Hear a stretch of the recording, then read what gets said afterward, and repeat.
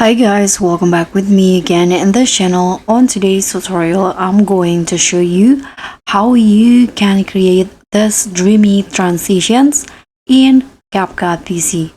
So in here, you can just prepare two clips on CapCut like this, and then you can adjust the duration of each clip. I'm going to trim the first one here, and after that you can head to the transitions tab, transition menu at the top, and then just search for the memory transitions.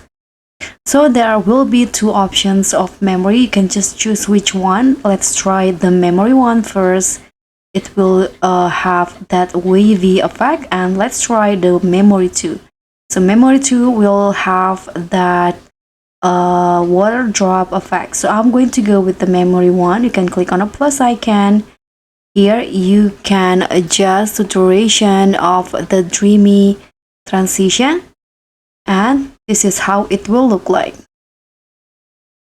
So that's pretty much all. That's how you can create dreamy transitions in CapCut PC.